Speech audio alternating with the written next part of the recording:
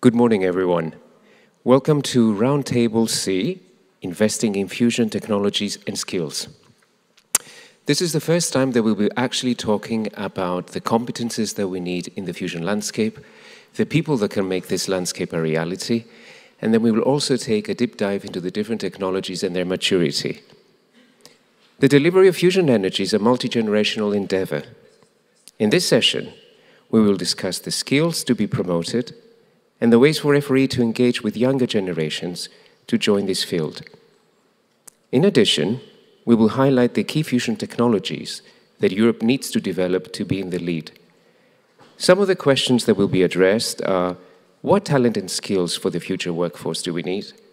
What are the critical technologies we need to develop? We will start with a keynote address by Sehila González de Vicente, Global Director for Fusion Energy Section, Clean Air Task Force. Sehila, the floor is yours. Thank you.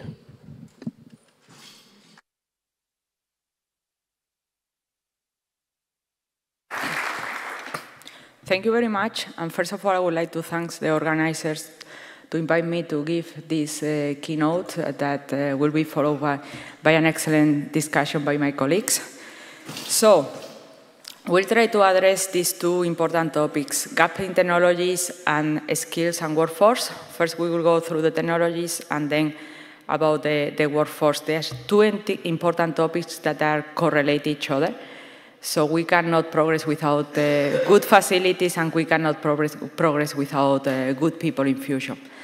I have to say that yesterday we have really enlightening conversations, and many of the topics that I'm going to highlight in this introduction were mentioned already. So it will be sort of a summary and wrap up.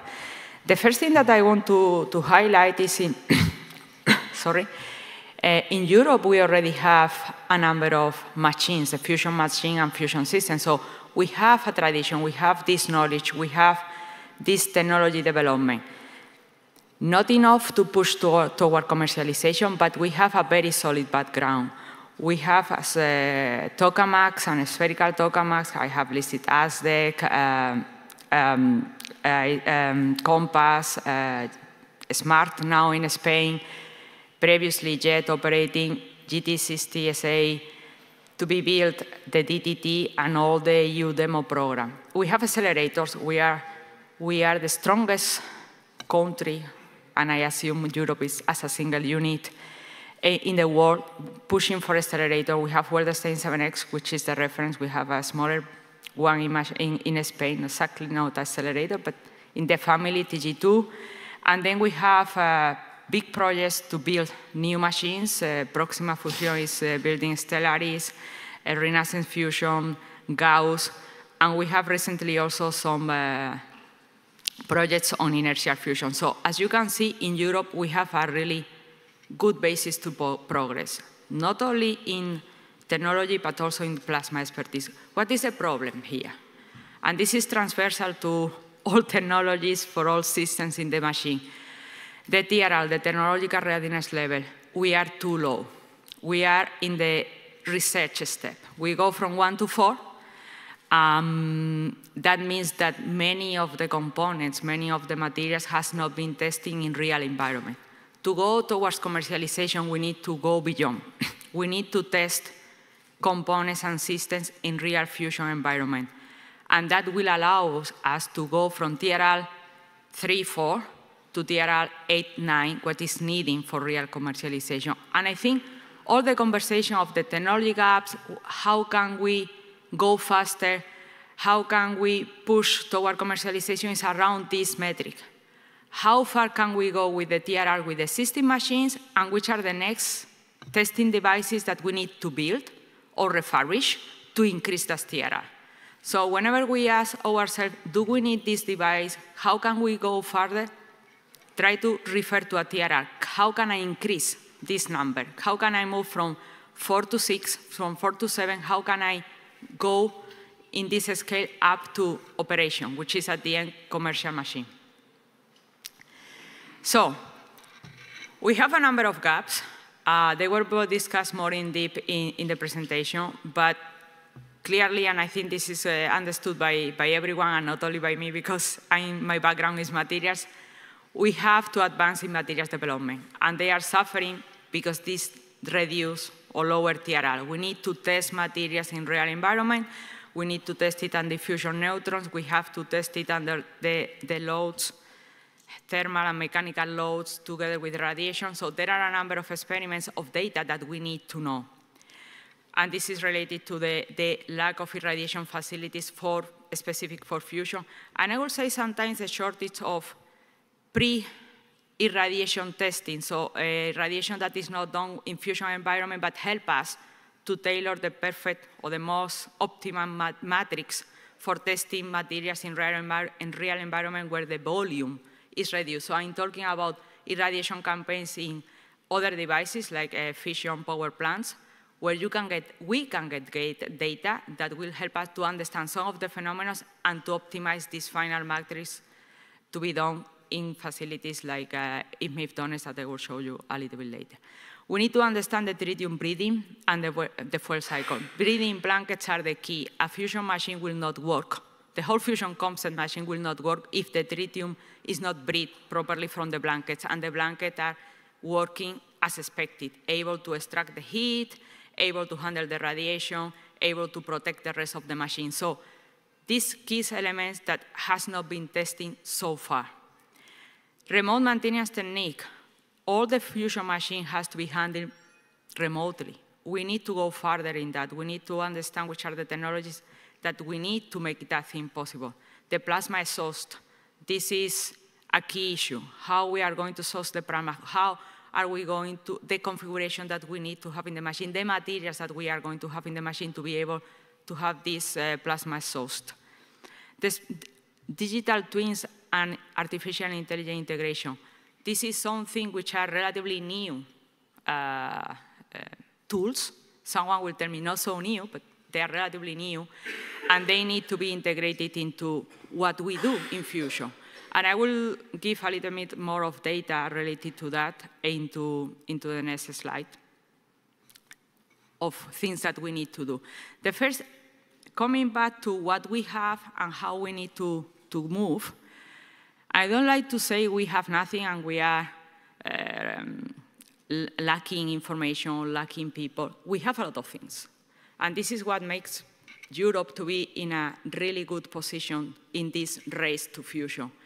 We have a great background, probably the best background that you can find worldwide.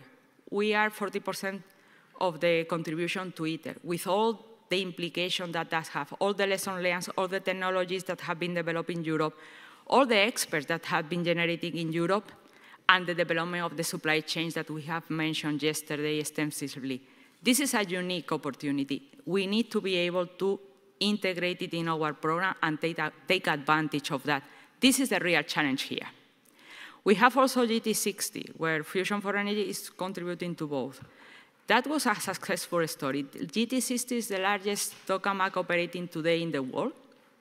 It has been built within a collaboration in the border approach, a number of technologies, and now during operation, we are going to have access and to be part of this huge experiment where a lot of lessons learned has been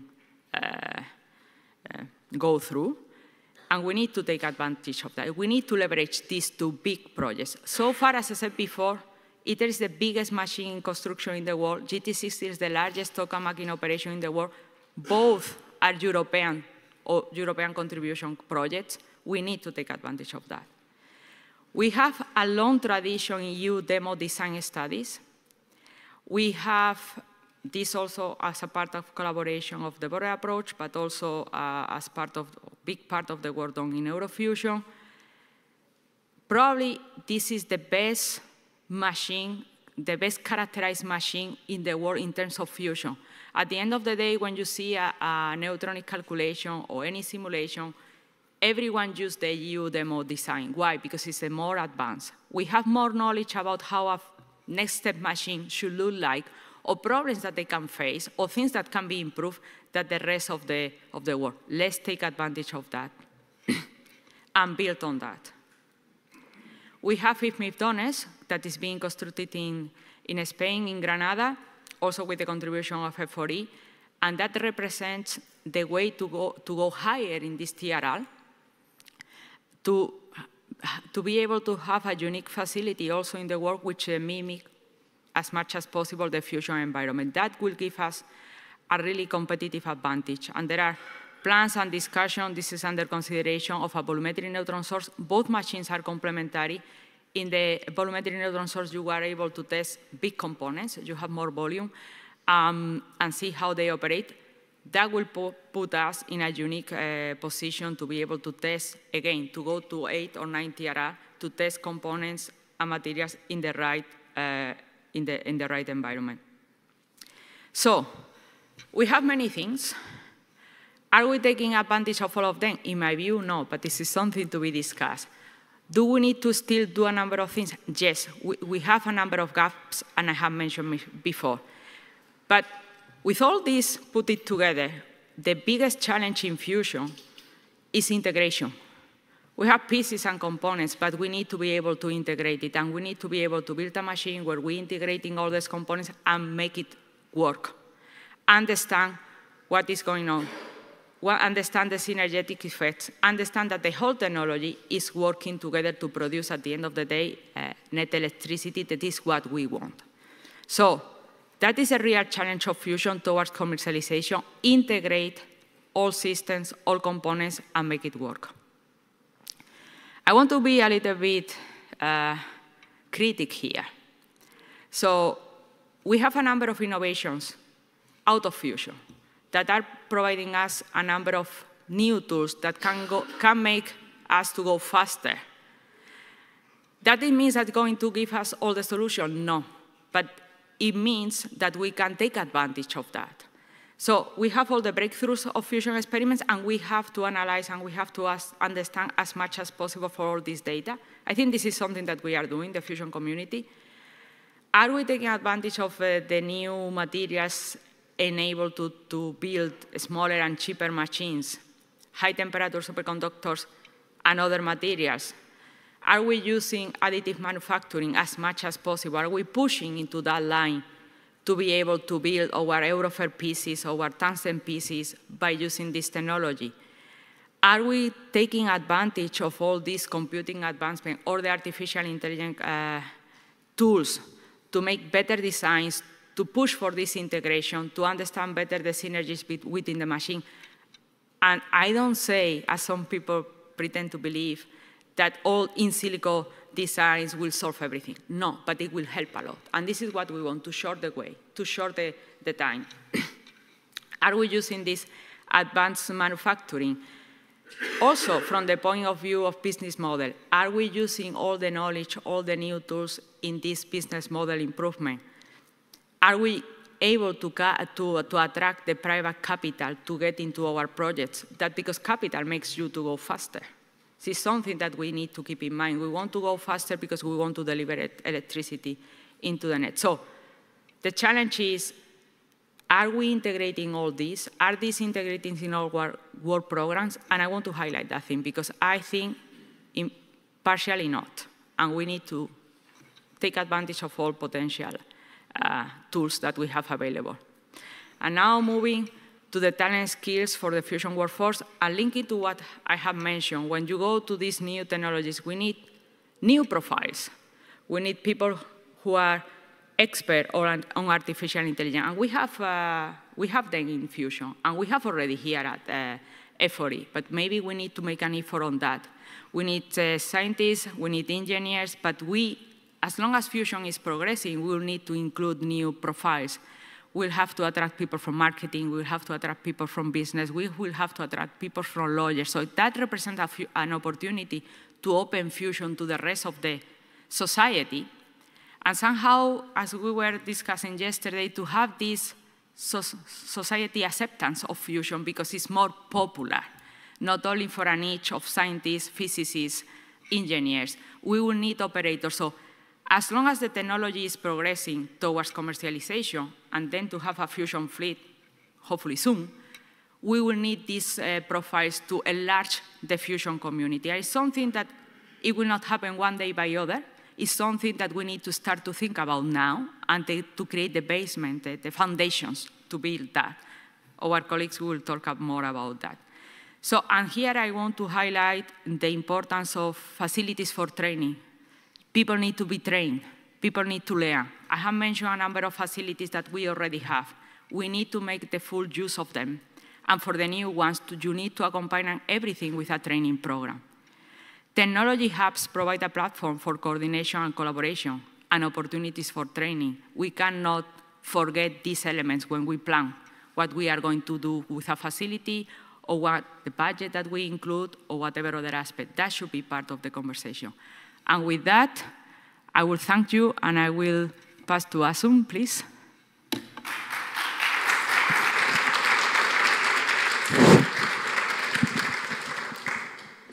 Thank you, Sehila.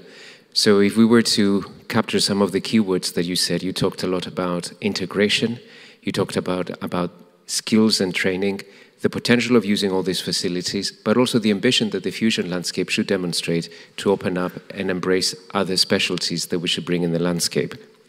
Without further ado then, let me move to the panel moderator, Asun Fernández Carretero, Head of Industrial Strategy, Skills and Technology Transfer, from the Director General of the Joint Research Center of the European Commission. She'll be moderating the panel that will bring a group of distinguished speakers from different disciplines and areas to debate further on that subject. Asun, the floor is yours.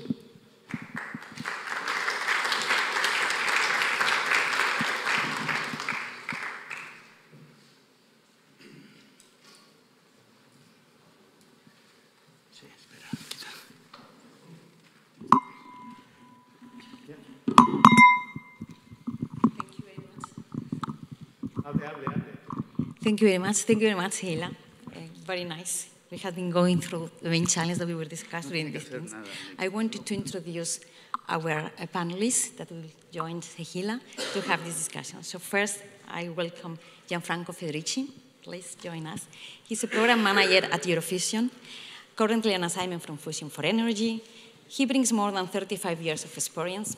Most of you will know him. For me, it has been the first time, so it's very interesting to discussing with him. He has experience in fusion reactor design, development of fusion enabling technologies. Currently, he oversees the top-level planning and coordination of the EUROfusion Consortium work plan, which involves more than 30 laboratories and about 160 affiliated entities. So a very nice overview of the situation. I will continue with Professor Guido van Os. Please, Guido, will you join us? He's an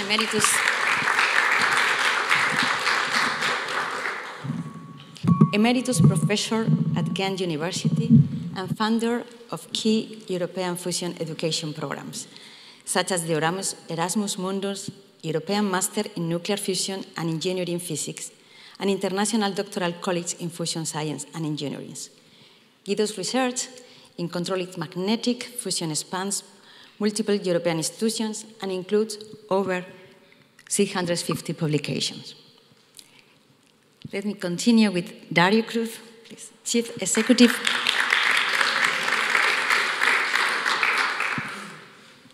Executive Officer of Fusenet, the European Fusion Education Network. His background, both in physics and energy engineering, combined with his experience both as researchers and education, position him uniquely to support mobility of students and create programs for how they will develop and how we will integrate research infrastructure, colleagues, and academia. Luca Bocciura, please join us to the panel.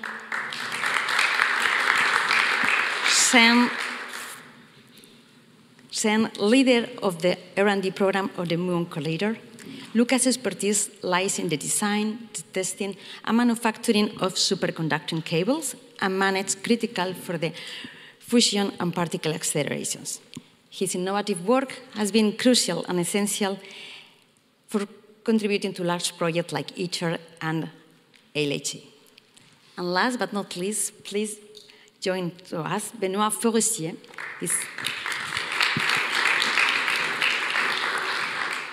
Acting head of unit for ITER at DG ENER, the European Commission. He oversees Euratom legals and financial obligations for ITER, supervise project progress, and ensure alignment between European institutions and ITER international governance.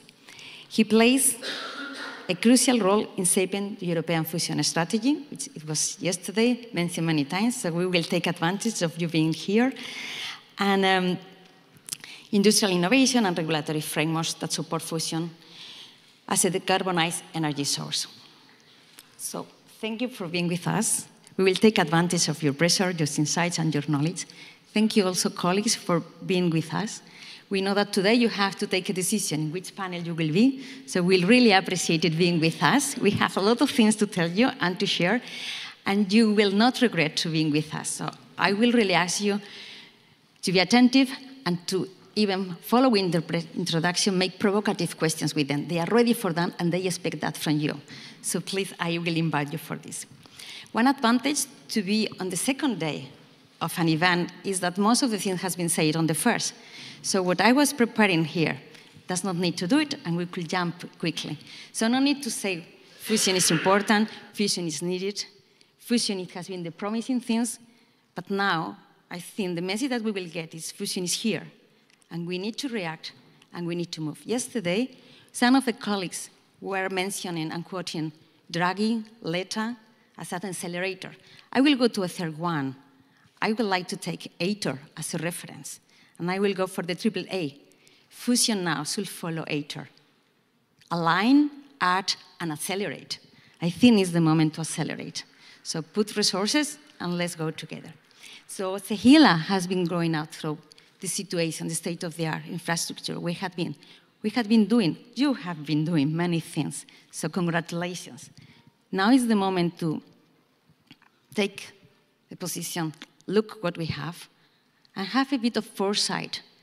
What do we need to move quickly and to react? Integration, reaction. I think it's very much important that we will put things together. And this is what I'm going to ask my colleagues. I will stop because I have become passionate for this work, but I will pass the first question. I would like to compliment on Sehila. Gianfranco, on your extensive experience in fusion reactor design and development, in your vision, which are the main technology gaps beyond ITER that need to be addressed in the short term, in order to achieve a credible and attractive plan for delivering fusion power? First of all, I wanted to ensure that the presentation of Sehila was very comprehensive. Everything was in there. I think we need to try to avoid the tendency. There is a proselytism towards technology, which is very good. Everybody wants to work on technology. Everybody wants to develop additive manufacturing or HTS, more performing magnet. I think we have to separate between what is really a showstopper, something that if we don't find a solution quickly, we don't go anywhere. And I think we have done a good exercise in the last 15 years to isolate those problems which really require an emergency strategy. And there is a consensus that I feel is developing. And the problem have been mentioned yesterday, they've been mentioned today. And they are all circling around the inner core components of a tokamak. The diverter, ITER is there to provide the information required to confirm the performance and the reliability. I think Fusion for Energy has, as part of their procurement, developed very state-of-the-art technology. And the problem with the diverter was trivial compared with the product blanket, is to withstand a very high heat flux. It's a basic tile mounted on a pipe.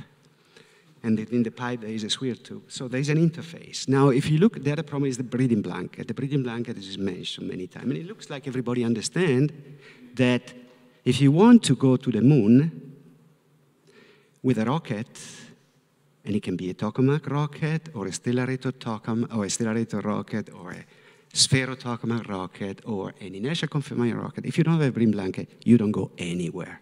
So I think, to me, this is becoming the real problem, the showstopper. And we have been spending some time discussing, debating, and now we are trying, and we were hoping that ITER would have address this problem. We knew that it was not going to be sufficient because the TBM program has been on the inch to be cancelled many times because it's something which is a complication. But we need to have the validation from some nuclear device. And now we are boiling down to find the best way to qualify the breeding blanket. Because, as correctly Sehila says, we are in the domain of the labs research, TRL 1 to 4. Now to bring this up to 8, it's a hell of a job. Honest, the TBM was meant to address the 5 to 6, because if you look at the TRL, remember that the TRL are not the right metrics for fusion, because the TRL has been developed primarily for modular system. There is an SRL, a system, because if you develop a TRL of 9, and you got then the technology cannot be integrated, you don't go anywhere. So DONES is there to bring this above, and I think Sehila correctly said that, but what we do above is not clear. And it's a contentious item, because it's not an easy solution. It requires investing money in a nuclear infrastructure, to be built somewhere, to be operated. And this is still in discussion. So I think we know the problem, and Sehila said it, because yesterday I had the impression we were accused as a scientific community not to have really done the job to identify the problem, to solve the problem. The breeding blanket is there as a problem, it's been there for many years, and the surrounding treats fuel cycle. There are many other things, but these are showstoppers. So if we don't come up with a solution, and I think we have to rely on the support of the private investor, because otherwise they don't go to the moon, we don't go anywhere. That's my opinion, and I think that opinion has been voiced in many occasions. Thank you. I would like to continue on the TRLs that you had been mentioned. Maybe I will go to, just a moment, on the TRL, which it has been mentioned by both of you as something like this. It's good to have a reference. It's good that also we need to understand also that we will need money. And the European money is usually go for high TRLs. We are not really for risk. So the existing technologies facilities to be utilized to increase the TRL are enough? What else will we need? What other type of infrastructure we will need to advance readiness on the beyond IT requirements? And DONES will be enough.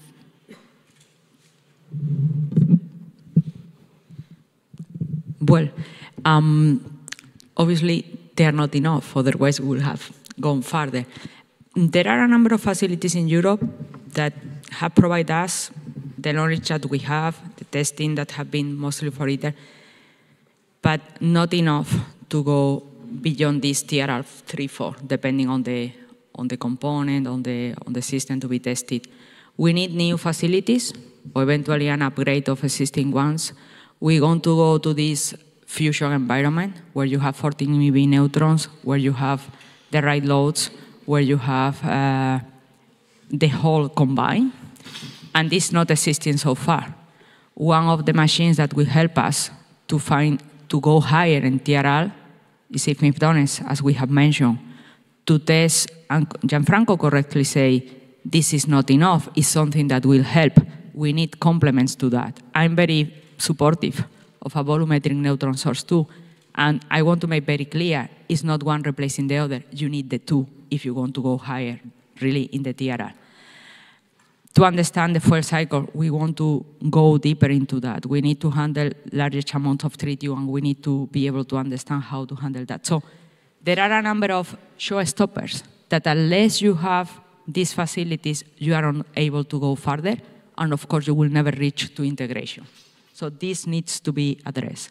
Said that, I would like to add something here. To be able to have a meaningful roadmap to include those facilities that will make us to go higher in the TRL, we know and we have addressed what we need, but we need also to hear from the private sector what they are interested on, what are their needs. Probably they are matching our needs because the needs are there, but we need to include them in that discussion. And we need to move forward, and we need support from everywhere, from the private and from the public, to move towards. Gianfranco, please. Would you like? I think we should not forget ITER. ITER has been, it is, an important reference point.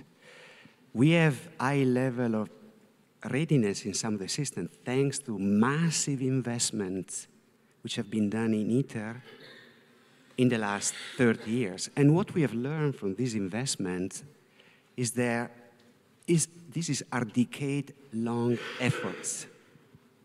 It's something that you cannot solve in one day. So the word acceleration, I think we have a clash here that, of course, we can do things better, we can do things quicker, but we are confronted with technological problems which are not easy to solve, okay? So ITER has brought the technology readiness of a number of systems up.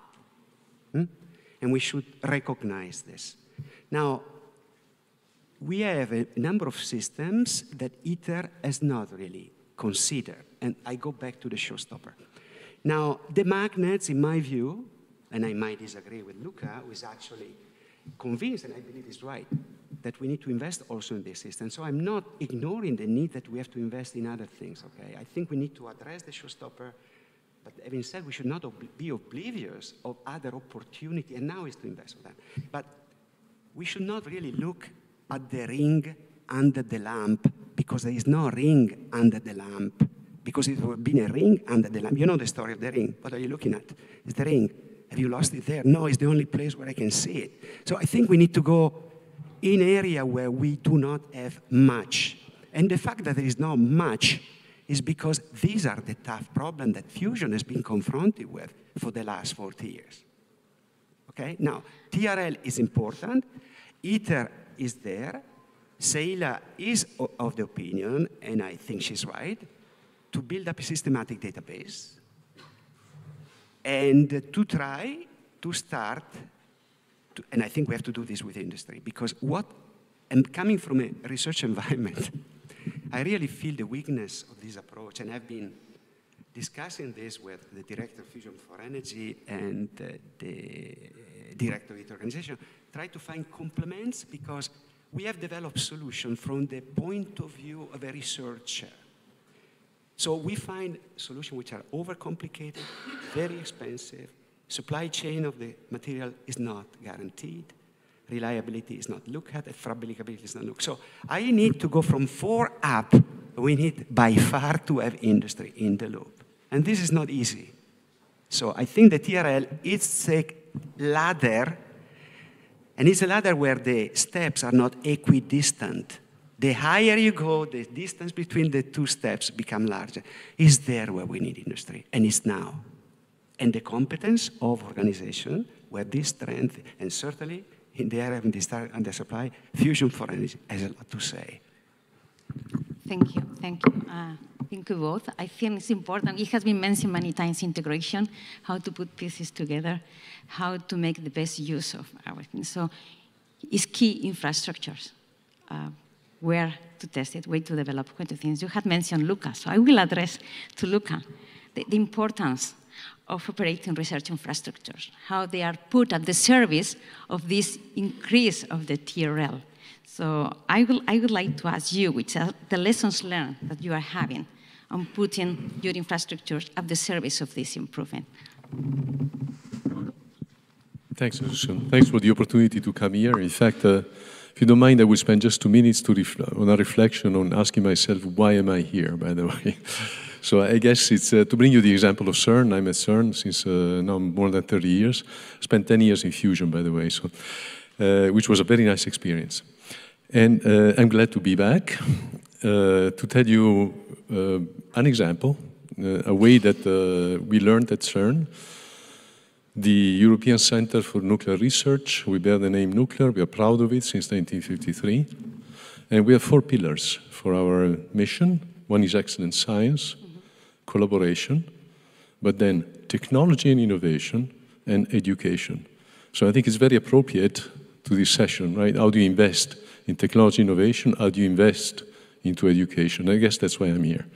So, and in fact, to reply to you, indeed, we have unique research infrastructures, accelerators, not only experiments, testing, cryogenics, magnet construction, computing, controls. It's actually a very complex system, integrated, a bit like a tokamak would be, or a stellarator would be, a fusion machine would be. And what we found is that you can do development, but the best way that you profit from development is direct that to the infrastructure, to an object that is a perennial result of the development.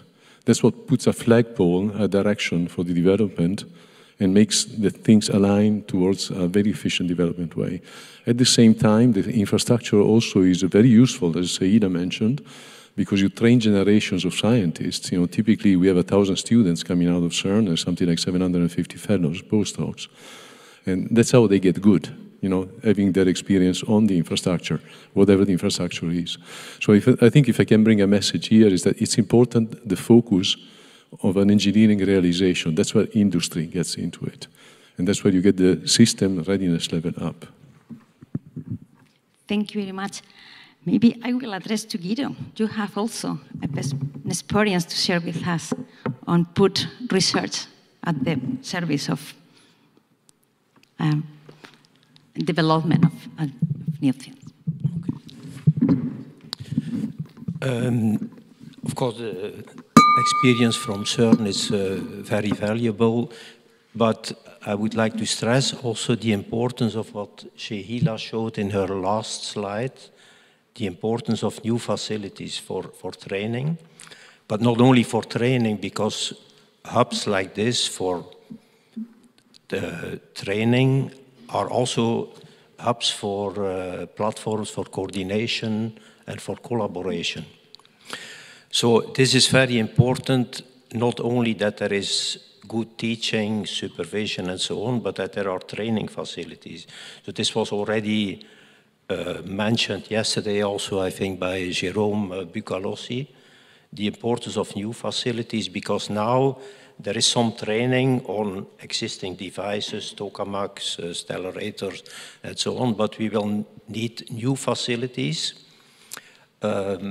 for technology hubs on the one hand, what Gianfranco always stresses, but also for irradiation facilities, where materials, for instance, or components, diagnostics, can be irradiated with neutrons.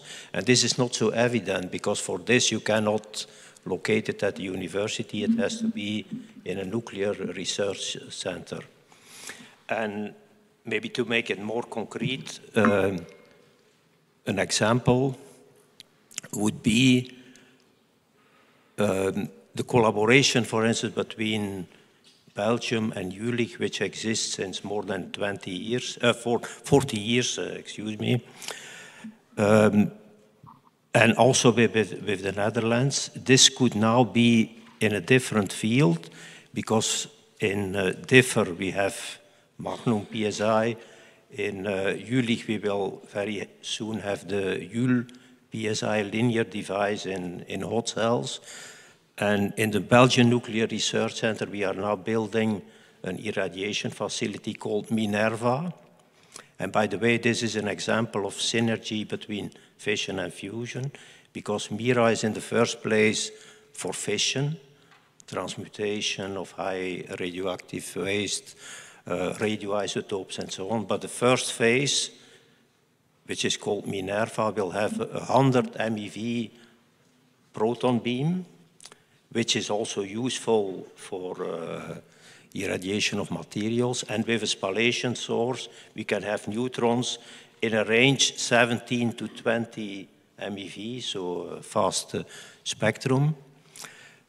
So this can be useful, for instance, for DONES, for VNS, as a preparatory test, but in the first place also for education and training. We are now establishing a fusion user facility around Minerva, and hopefully in collaboration with the partners from Jülich and from Differ. So this could be very useful.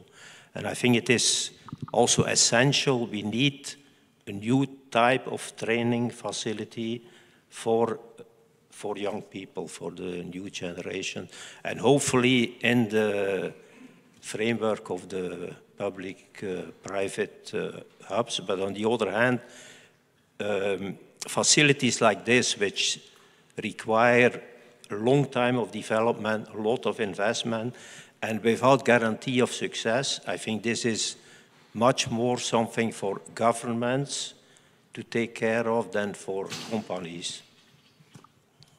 Thank you very much, both of you. Yeah, in this, I think this is a part of that we will discuss on the governance. How to put together pieces is extremely important to have on these infrastructures, and we are building, we try to work always by silos. We think the infrastructure for the nuclear, the infrastructures, but it has been addressed by Sehila and also by Gianfranco. Integration, to identify synergies. Your examples are both great in the sense that Mira started for fusion. So I would like to address, Gianfranco, to you. How do you think that we could integrate with other emerging technologies that it will be suitable for fusion? How we could take advantage of these developments? And how even they will know that they are on demand? Because one of the things sometimes is that they don't know even that they are needed, or they could have other uses. Yesterday we saw in the panel, some of the colleagues say, well, I cannot focus only on fusion. If I wanted to make my company profitable, I need to move another way. So how we could also do it in the other way around to attract people? How we can do it in the other way around to attract them, to say, where your work on advanced materials, it could be also of interest for us. I have to be careful because I'm sitting beside Benoit, and I think he knows. I think, in my opinion, we have been taken by surprise, and it's a good surprise. This attention towards fusion, it was unexpected. And to me, independent of the credibility of the plan, they are fresh air. Fusion cannot be, in my view, implemented in the near term. But we need to develop a plan. And they are claiming, and they're right, we don't have a clear plan. We have a plan for ITER, which is okay. I think it's a plan which we all know. It's a difficult project. But now the question is what else? Because I think we need to take into account the fact that ITER is getting there, taking a bit more time, but we need to develop a plan, and it's not easy to develop a plan, okay? Now, once we have a plan, and creating a plan is not easy, because there are too many actors in Europe, from my point of view, and there's always a tendency to do a bottom-up plan, and then start the constraints. We need to find a way to implement the plan, so that come to the governance. The problem is that, and I believe firmly that the private must have a role in this. But first the plan and the role. Now, you know, since they have come, I've been trying to talk. It's very difficult. Here is a clash of culture. And it's difficult because there is intellectual property knowledge there, and they're trying to get access to it because they want to make profit. So implemented a project engaging all this reality is not trivial, and I think we are thinking how to do it. It's not an easy solution. So I think, to me, this is a very crucial time, which, if we manage, then we can grow. If we don't go anywhere and we'll be overtaken. I mean, yesterday. So, but solving this problem is not easy, and you cannot blame the Commission for this, because I think we have to thank them for providing constant resources at a time where it's very critical to defend this. But we have to be careful, private and public. They don't normally work together. And I think until we don't find clear rules, and I see this within EUROfusion, I cannot. I'm leading a consortium where there are 29 member states, plus 165 affiliated entities. So if you're part of that clan, then you can talk. Otherwise, it's not easy. So there's I would call it protectionism, which is not good.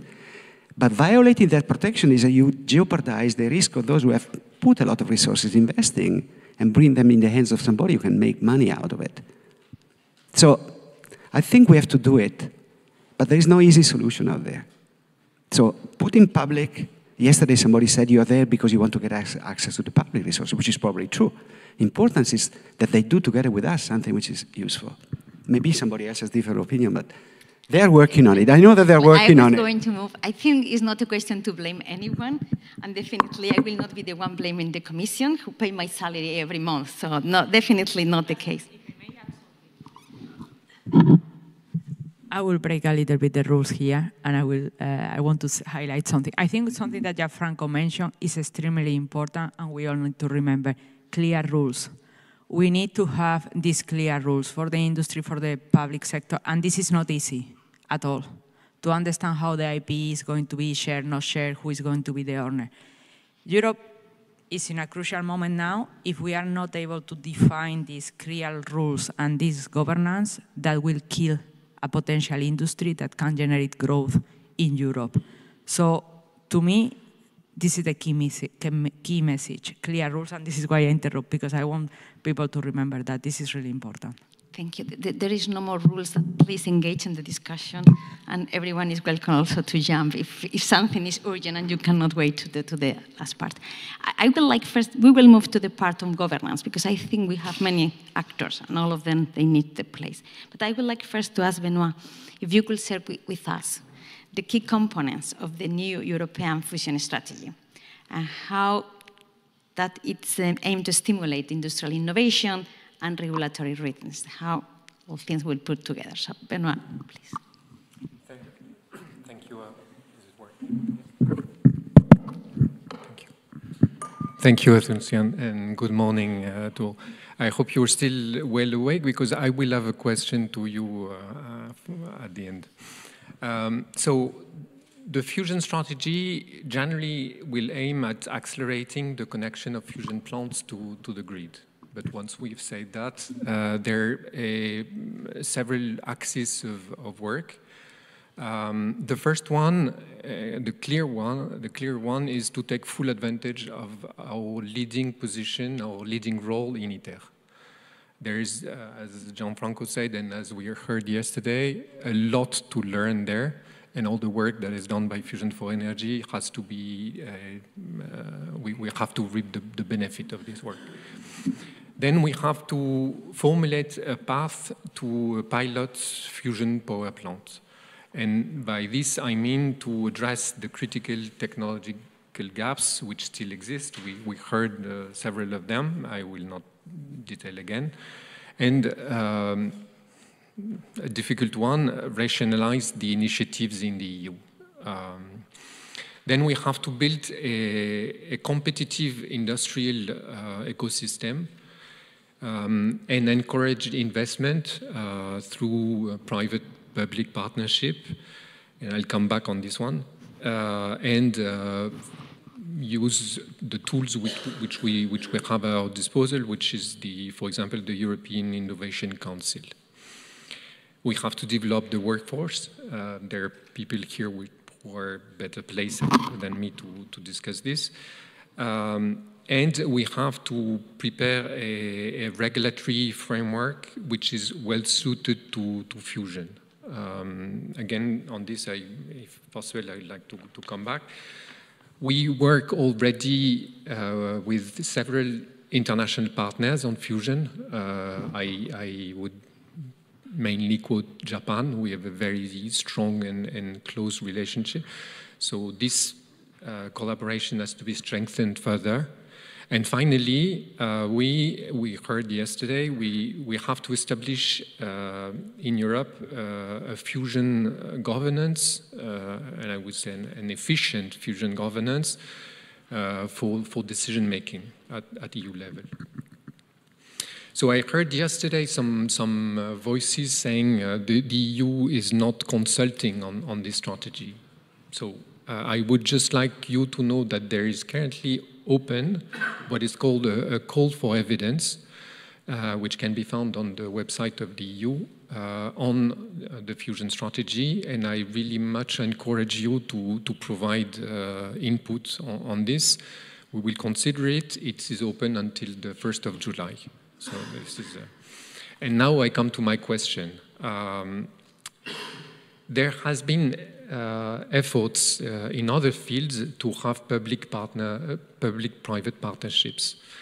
And there those state-aided companies have not been always successful.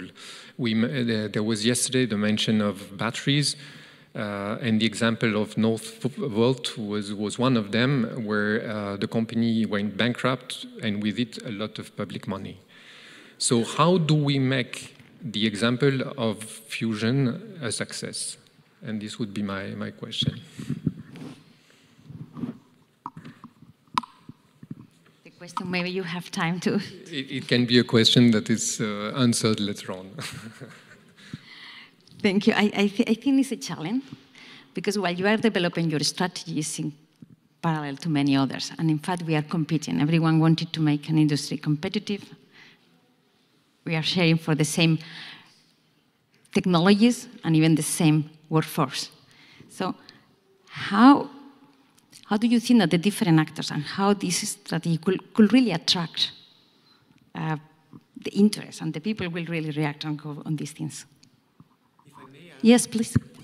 You remember me asking Marco Nassi yesterday that I don't see a strong voice at the moment made by the industry to explain what are their boundary conditions, what they want to invest in. Because the bottom line to have a partnership is very easy. The concept of partner, which is becoming the fundamental, it's the concept of co-funding. Are they prepared to bring money on the table? How much and for what? This is the bottom line, because it boils all around this. And this is something which industry is not normally ready to do it. And I'm not sure even the startup, because the startup now are looking for funding. They are looking for funding by presenting a plan, and they get the funding from government, private investor. So I think here the establishment or a reliable and effective partnership, public, private, start from that prerequisite. Who's putting money on the table?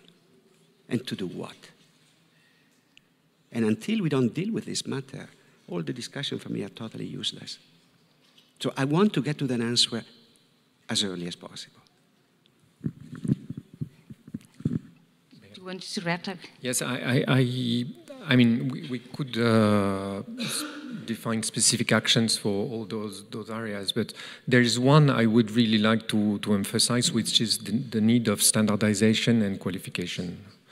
In 2021, there was an incident at the JT60SA, because, to make it short, there was a short circuit in one of the magnets. It's a very interesting story, but to make it short, it took more than 1 year to repair. So now the question to be asked is, okay, in a commercial view, you cannot spend one year to repair. So those components have to be tested, and they have to be tested according to standards. And those standards have to exist, because for many of those systems, they do not exist. If we want to develop value, we have to move from the development of research and development components to really off-the-shelf system components that you can use in assemble. So questions, I mean, here is Luca. So how should magnets be tested? How are quenches to be avoided? Is the pressure equipment directive to be used for the vacuum vessel? Because this simplifies the, what type of standards do we use for remote handling? What type of materials? So all these are questions to be addressed, which will independently create value and then allow the assembly of... Thank you. I think this is why we are here. And in fact, the questions will go to you, because what international frameworks or working groups can help to harmonize these standards and avoid duplicated efforts? Because at the end of the day, it seems like we are passing the ball one to the others. Who will be? As in any other project, we need a clear governance, a clear structure, how we will integrate the different stakeholders. But if we go exactly on the part of this harmonization of standardization, who will be on the lead? There are already, and everybody knows them, very well-established standards organization. And in 2024, the ISO published standards on fusion installation and confinement of tritium. I'm giving this example to say that there are already initiatives. But as we speak, Euratom, the Commission, has been very supportive of one initiative proposed by the ITER organization to start to develop engineering standards at technical level. The IO Director General, Pietro Varaschi, proposed what he called an international tokamak engineering standard activity, so it's called ITESA. And we believe that this is one of the ways to capture all the lessons learned at ITER and to answer one of the first, say, when I said we have to reap the benefit of the work at ITER. So this would be one of the possibility. Of course, this is a bit the bottom-up approach. And you have also the question of the legal framework, which is debated in the other session. From a legal one. But I think we should not underestimate the value of developing a standardization framework applicable to all the components we will need in a fusion plant. Please go ahead. I will take advantage of that question to promote what we are doing. I fully agree on what you have said both in general, but in particular on the standard part, is something from Clean Air Task Force we were monitoring for 1 year or something. We realized, as you correctly say, if you want to do things in an industrial manner, you need to have standards, because any commercial industry cannot afford to be 1 year solving a problem. You have to have standards to avoid that and to collect lessons learned. So we started an international working group on standards for fusion 3-4 months ago. ITER is part of. So I'm glad to hear that ITER has also this support or commitment or whatever the name it is. And the idea is we are teaming up with IEEE, which is a standard organization, to learn from. The idea is to see what is needed, to collect what is available, which is limited, and to set up priorities and eventually to start to work on that priorities. But regardless of Clean Air Task Force or whoever who does it, standards are needed for fusion if we want to be an industrial sector. Otherwise, we will be in the R&D area forever. So. But still, I would like to dip a bit more on this, because how we will steer and which mechanisms can be put in place to ensure that all stakeholders are involved at the moment that is needed. I mean, we are mentioning industry. We need industry. We need their private money. But in which moment, guys? Because industry is not really calling for us. And I would like that we give afterwards, if I may suggest, Dario. One of the concerns that I have is not just industry, is to be able to attract the young generation, because we might end up have industry and not the young generation. We will move very soon. Because this is, for me, the big risk. And frankly, and I see the problem I have with my kids, to attract the young generation is becoming extremely difficult. And just to make sure, again, this is an area where Europe is far ahead than anybody else. We are not as good as CERN, but good enough. We have indeed put quite a lot of resources so far in training people. And we are trying to use the same facility mentioned to train the people. We have, since EUROfusion has been established, for the order of 1,000 people, we are paying the master of Fusenet, but I think the problem here is that if we want to accelerate, education, it's a weak point. Because frankly, to become a fusion engineer is something you don't learn on Google. You need to be educated in university, and I discussed this with a panel outside. They are not university representative here. They are indeed the rate controlling mechanism, because they are not courses, they are not professors. So I think we should not miss that part. Accelerating Fusion implies accelerating education program, establish new education program, which Guido tells me. We will move to the part on the skills in a minute. I will just wanted to look at us for an intervention and then. Just two elements. You were asking about how to attract industry, and there was a discussion about industry partnership, public, private, and so on. So, again, I just want to bring maybe a 90 degrees example here. I think key to developing a successful partnership is recognizing roles and expertise in the various parties. Mm-hmm. A practical example, usually we have big contracts for the LSC, the magnets in particular, because I'm familiar with that. You spend months and years to prepare the contract, and you realize at the end that the important thing is that you are there with the industrial partner. Unless you are there, it will not work. Okay, and so we went to an extreme to saying in the preparation for the high luminosity magnets, so these are neodymium-13 accelerator magnets, never built before. I did an experiment. I took 3 industrial partners on site. There's a lot of experience on site. We have manufacturing facilities. We can make the magnets, but we don't work like industry. There's a lot to be learned from the way the industry works, and they have a lot of interest to see in the way we work as a scientist. And so for 3-4 years, we worked with the industry, developing tooling, procedures, and the way we build the magnets. Now the magnets are being finished. Okay, so I find that a very successful experience. And I think if you want to build partnerships successful, accelerate, recognize roles, recognize what their experience is, what your experience is, and then build upon that. That makes it stronger. Now, how do you attract the young ones? Because it was the other question you were implying. Essentially, you make them dream, right? That's the point.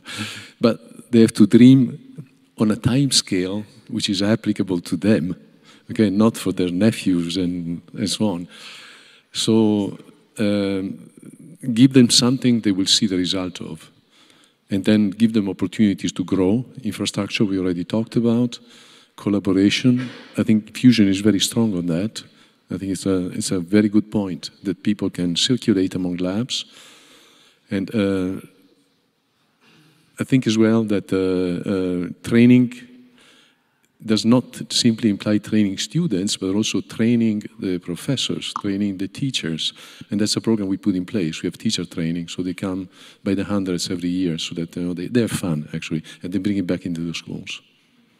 Thank you very much, Luca. Indeed, this experience on sharing industry research is essential because we do not speak the same language. We don't have the same time frame, so it's a great thing that is done at this experience. And definitely how to keep motivated and engage these young generations when they are really on a different time concept. So if we will say in 20 years we will have something, definitely it's not, but we will need to go step by step. It moved very nicely to the next session on the skills, which I think it has been addressed several times, and there is no education, there is no university.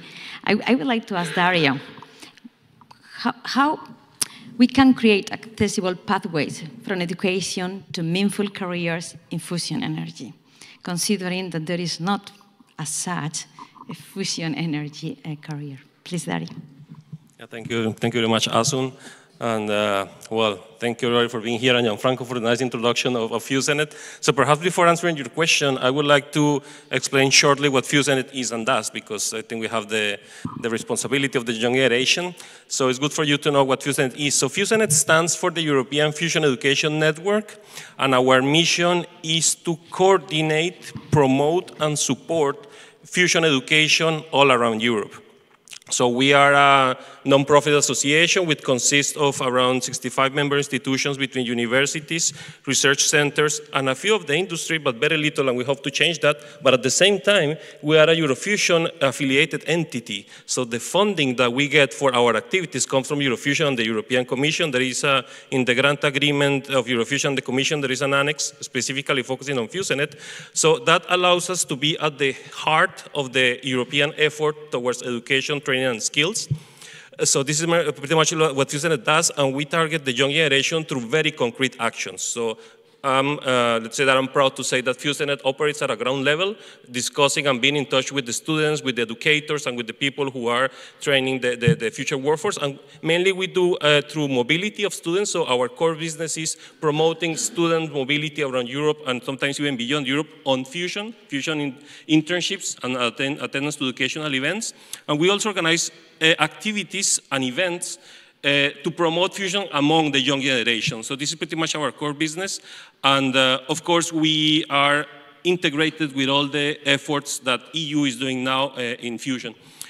So coming back to the question, I think there's many factors to be involved. I think already some of them mentioned by you. Integration is one of them. I think for having a career path or advancing Fusion education in Europe, we need to have integration between all the members of the ecosystem, meaning universities, research centers, the supply chain, and also startups. We need to discuss and see what is the goals of the educational parts, because you have to take into account that academia brings a lot of academic rigor into the formation, but the skills and the gaps that we need to address are identified by the research centers and the supply chain. So we need to coordinate, because we don't want to have education being too theoretical, because we need to address specific gaps that even Gianfranco and all of you mentioned, but we also need to not to be too specified in some things. Of course, we need to solve key issues, but we also need to have an overview of the Fusion, let's say, relevant topics for the students. And maybe one thing to say is that we also should focus on vocational skills, because usually what we always think is academia paths and academia pathways, which are still necessary, but given the new, let's say, skills required and the new roadblocks that we have to address, we also need to tackle other types of education. The vocational training is really important. Internships, mobility, I think that's the key part, because we want to promote Fusion facilities and training in the Fusion facilities around Europe. We want to bring new facilities, but we need to be able to involve students there and to bring them there. And also for the companies, but maybe we'll discuss a bit later about that. I don't want to extend too much. But maybe for the companies, it is also important that you are integrated into this, not only it needs to be committed. So we need to bring value, because the students are also looking forward to be able to be included in this supply chain. We get a lot of requests from students. How can I get into this new Fusion initiative? How can I get into the supply chain? And we, to be honest, we don't have the answer, because we are not connecting with you at the moment. So we need to connect, because we already are in place. So, yeah. Why do you think it's not the connection? Who should really initiate the things? Because it's a demand, it's a need. It is a need, and it is a need. So perhaps, perhaps to say something, so we should connect. So I think that we are a network. Fusion is a network, and one of the main things for us is to connect with you. I have to say something about the educational efforts in Europe. I think on that part, we are one of the leading continents in that. So yesterday we were discussing who's leading what. Maybe the EU is not leading on something. For the educational part, we are leaders. Doesn't mean that we're doing enough. Not at all. But we are leaders. Actually, the model that we're doing now is trying to be extrapolated to the US. I was last year in a conference, a workforce accelerator conference in the US, and they invited Fusenet because they wanted to see if it was possible to have this model within the US, because I think they are not doing enough of education as we have done already for so many years. Actually, this year, Fusenet celebrates the 15th year anniversary. So we already have something in place that works, but we need to incorporate the new players, and that means the supply chain. Historically, we have been always working with universities, with formation, with the research centers through EUROfusion, but the supply chain is something a bit of a mystery, because perhaps it was not the time earlier on, but I think now is the time to incorporate the supply chain, and also to know that if you have open positions for students, we were discussing yesterday about return of investment, and the way I see it in the educational field is that you have almost an immediate return of investment, because you get the students to be placed in your companies or your research centers and addressing the topics that you need to work on. So it's almost immediate, and you start training the workforce very early on at this stage that we need it, and we will need it further on. So I see Gianfranco wanted to react, but I have an immediate question to you, Dario, because we are focusing also a lot on the students, which is hyper important, and we need it, and this is our future labor work, imminent. But what about upskilling, reskilling? So this fluctuation, people are also we attracting those that they are, well, in an area that they cannot, and we can convert, yes? or or even how we can attract to the fusion sector colleagues that they are not even, I mean, we are focusing on STEM engineers, but we have seen, to put this in motion, public procurement so how we will attract people, how we will give this small knowledge that you will need to enter in this world to even contribute in other parts. Are also part of Fusenet? Are you also including not only students? Not really, no. So I think I'm going to be very short on this, and I'll give the word to Gianfranco, because actually the part of upscaling and rescaling is being developed by EUROfusion in connection with us. You should know that Fusenet works really closely with the education and training part of EUROfusion. So Fusenet is mainly focusing on talent attraction at the early stages and fusion promotion from the young ages in primary school. Upskilling and reskilling is very important because it is now what we need to do with the current industry that is in place. So I think it's important. There are initiatives on that, but I think it's more on the side of EUROfusion. So I will pass the ball to Gianfranco. First of all, happy birthday. I think you said one thing which is important. Europe doesn't speak as loud as the Americans, but we have the best education and training program in the world. I brought with me, and you can have a look, 2 brochures that shows the training and education program in Europe and the knowledge management transfer. And for this type of activity, we have a very good collaboration and dialogue with Fusion for Energy. So actually, this is another link we have to strengthen because we are trying to do. Attracting young people is not easy. Actually, I have a very surreal problem that I need to solve. There is a lack of skills in engineering. There has been a sort of much attention on plasma physics up to now, which is okay because, as it was said by somebody else, we are moving, probably Sehila, the last one, we are moving with research towards an industrialization. We lack engineers. Engineers are difficult to find, and there's competition for engineers. Now, I managed to find a number of good engineers, which I have to recruit with temporary contract, because in the organization I represent, not having a legal entity, I cannot hire people, so I had to rely on the goodwill of the beneficiary to hire them, temporary contract. Now, they're very good, and they don't have a contract. So I think before we start, and this is what the problem, there are some members of the General Assembly here, and they know that I tell them, look, I think we have to reflect. Either we develop a new generation and we attract them with attractive job opportunity, which they do at CERN, otherwise it's pointless. So I think we need to, is industry going to hire these people? Are startups going to hire these people? But then I need to understand, why do we need as a public to develop a training program where then we lose the people? You and I were part of this young generation. We were trained and educated. We were able to spend our time in an organization, which was called a net team then. But even that, at that time, there was not a career-oriented path. Fusion for Energy cannot hire new people. So I need to find a way to find an employer for some of these hundreds of people that we are training and we are not able to retain. If not using very complex location parking lots, is not fair towards them. So please help us to find an employer. Otherwise, these people go away. Indeed, Gianfranco, especially because you are competing for the same people that other key and critical technologies. So this is the main point. It's not us choosing the workforce, is there, the young generation choosing us.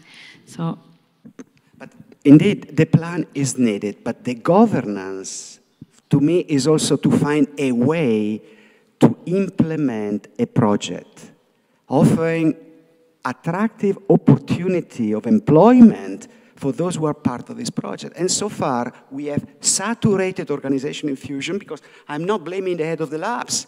They are full of physicists which cannot go to work in ITER because ITER is late, so they don't have vacancy. And the government now are strict in open new vacancy. Fusion for Energy doesn't have any post because of you.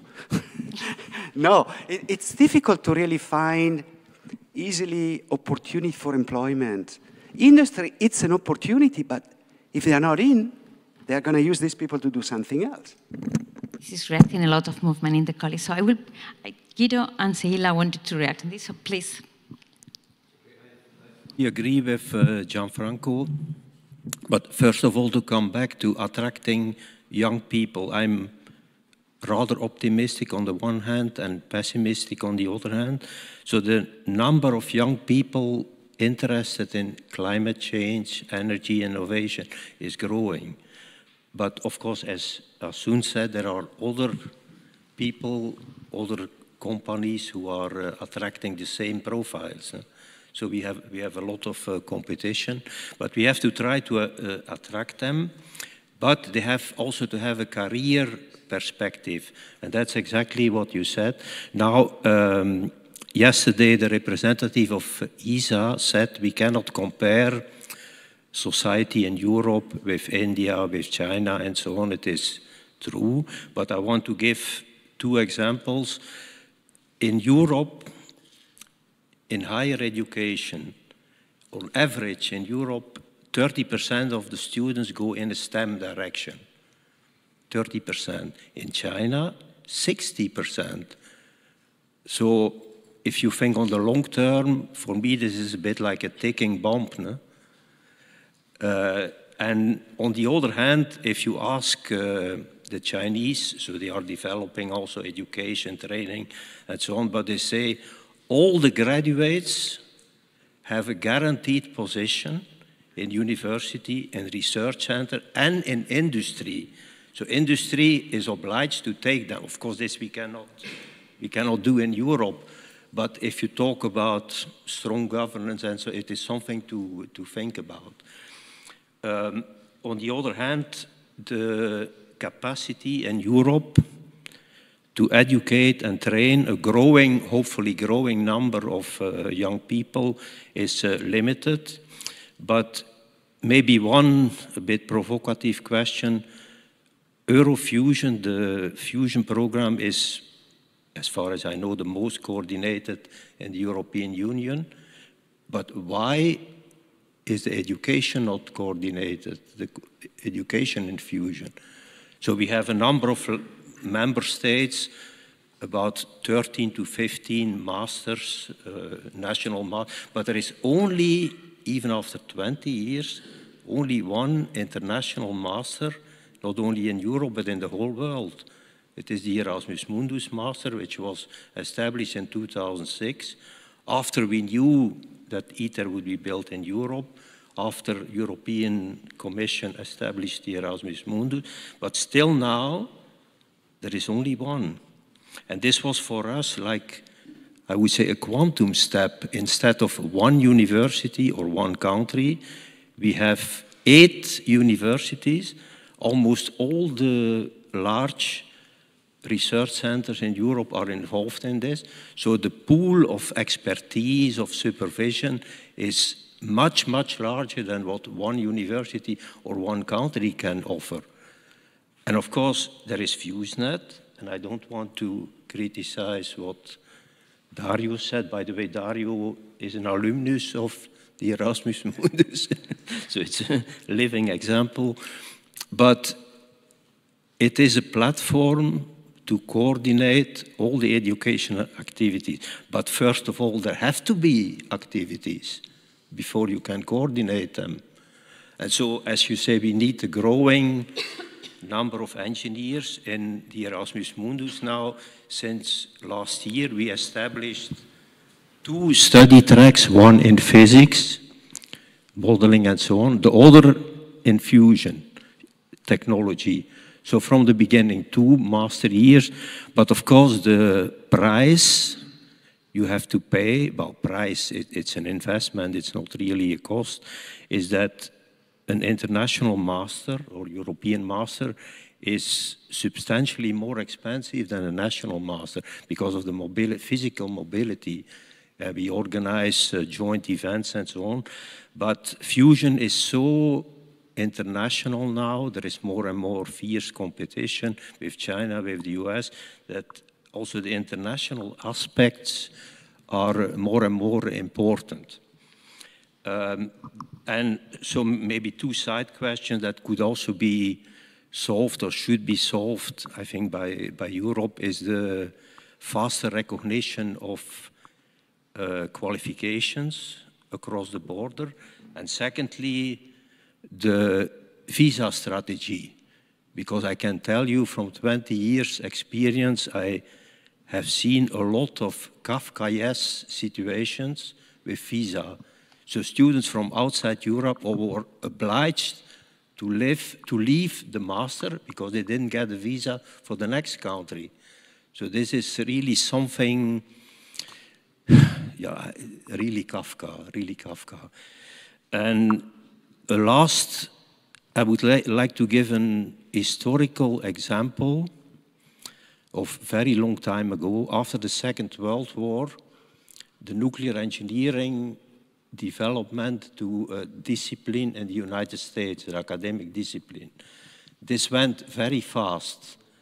And by the way, after Enrico Fermi had his first reactor in Chicago, short time after there were already research reactors to test the effect of radiation on materials. So he already said in 1946, irradiation of material is crucial for the future of technology. And so this development has been in a very short time. And if you look at similarities, they started also with a more physics-based, physics-oriented program, which evolved to technology, power exhaust, control, irradiation, and so on. So there are quite some similarities, but there was also a strong federal government support, and because of this, it could develop in a short time. Of course, you cannot, of course, not fully compare fusion with fission, but it gives maybe some ideas to think about. No? And a last point, involvement of industry. To be frank, we tried in these 20 years to contact companies. Of course, situation is different now. We have some renaissance and so on. But if we ask them, are you interested to take the student for an internship or maybe scholarship and so on, it was always very, very reluctant. So we had in these 20 years only a very few, I can count on a few fingers, the number of students who were in an internship. And I hope that now they will understand that the situation is different, that we have to change. I think before that we will enter in a bilateral discussion. I will wanted to hear your views from Sehila and Dario, that they are really looking at me, and then we will wrap up on this. I will be really brief. I agree that Europe is in the leadership position of training young people. Just two things. The first thing is, if we want to show a career path, we need to include the industry. We need to ask the industry, how many people do you need? Which are the profiles that you need to try to make this career path possible, together with the public sector. And the second thing, I'm being a little bit provocative. If you see at this of what is going on in UK, where they are very focused on technology, they also include in this training technicians. We are also here, we are only here talking about physicists, engineers, which are really needed, and engineers in this more technology approach. I fully agree, but if we want to have profiles which are useful for the industry, we need also to include technicians. It's something we cannot forget. And so far, to my knowledge, in Europe, that has not been contemplated. And this is a reason to put a company here or not if they are able to find the manpower that they need. Physicists, engineers for sure, but also technicians. So. Thank you. Yes, I think there are many key aspects to discuss, especially with the skills needed and who's going to define these skills. So I second Guido, no criticize for future. I understand. We always say that we are not a higher education institution. We are a coordinator and support entity, and we know it is true that there is a shortage of education, specifically in fusion at the moment, for all the requirements of personnel that we need. But it is important to specify which kind of needs and how do we create these programs if we want to create and bring more opportunities to students. So we attract the students, and students and general public, to be honest, they are really keen on fusion. So fusion has still this attraction, perhaps that we have been in the field for a long time, so we sometimes focus more on the issues and the problems which need to be focused, but sometimes for the young generation especially, we miss that spark.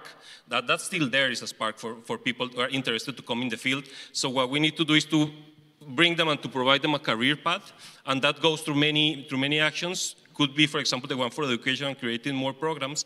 But I think in this case, we need to involve, we have said many times, industry and the people involved, because I've seen from the European Commission, there is also support for this kind of activities. The Erasmus Mundus is a broad scheme, but there is always something from the Commission that says that this needs to be applied, so you cannot have too much theoretical aspects on this kind of education, especially for the moment of fusion that we are now. We need to start addressing key technological showstoppers. We need to bring engineers in the conversation. So the new programs that we want to form, they have to be coordinated already from the start, not only from the universities providing the academic rigor, but also with the research centers and the companies that need specific skills. And it could be not only masters, could be also vocational training. These technicians, welding is a topic that always comes in fusion everywhere. Welding is very important, but of course, I hardly see a master in welding program like so. So we also need to discuss this, but it is a matter of integration, and it's not a matter of people seeing the value, and by people I mean the industry, universities, research centers, startups, seeing the value in getting involved, both commitment and applying resources to this kind of masters and initiatives that already have funding from the Commission. So it's just a matter of making these connections and finding these key elements that can make a master program or any kind of educational program appealable for students, but also for the people who are going to employ these students in the future. So. You, in your summary, I think I've already discussed this with the private investor, because the private investor could help us in that regard, because I think there is a misunderstanding. They are trying now to take away the resources that are in the public, and they offer them opportunity, but they see there is a limited reservoir. So they are so effective in getting money. I think we should use their ability to interact with the power centers and to make sure that they help us, and together with them we develop new university path, because the university path that Guido was, this is another level. I don't know, all of you have been in the university. You cannot open a path in the university without asking the permission of the Pope. I mean, to exaggerate, but the private investors are far-reaching there. And if there is one thing we have in common, is the opportunity to develop a new, qualified, competent generation. And for that, we need to have new university program, like it was after the nuclear reactor, because nobody's going to open a career track on fusion engineering, except we work with. So please, whenever you say that we believe the private investor can accelerate the formation, the training, the education of new stuff, and I think they will. Exactly, I could not agree more. I think we need to put together the supply and the demand. If they do not communicate, they could be on divergent things. This is obviously of interest. I see both of them raising hands up. Please, Benoit. I thought that you, but look at you. So just a remark on technicians. I strongly support that remark, because even at CERN, we have a very hard time to find good technicians. So we came to the point, and maybe that's an idea for you if you want to develop it further, to have a special fellowship for technician. So they have 3 years, they enter with their qualification, and then they're trained on the spot, right? So in the skills that we need, actually. So maybe something to consider in industry or laboratories. And Luca, just as a follow-up, how do you ensure that once that they are trained, they will stay with you? Which is the attracting factor, because it's not only to attract the talent, but it's to retain it. Well, I must say we are blessed by the fact that whoever gets there for a few years wants to stay there, so we have no problem with that. But we don't have enough posts for everybody. At the same time, we tend to build a community of engineers, technicians, physicists that stay within other labs and other industries that are actually interested in them, so that we profit from the education we did.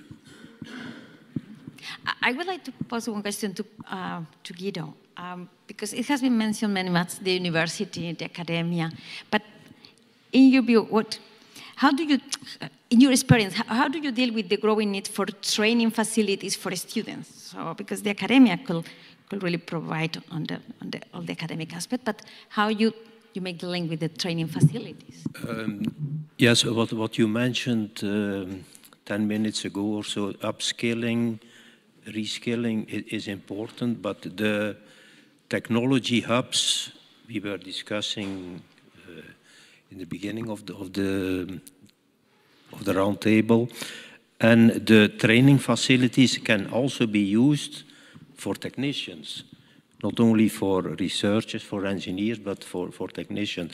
But to give, again, one example, concrete example, it is not from fission, unfortunately, not from fusion, it's from fission. In Belgium, we have something called BNEN. It is the Belgian Nuclear Energy Network, coordinating the activities of 5 universities in Belgium, but in collaboration with the Belgian Nuclear Research Center in Mol.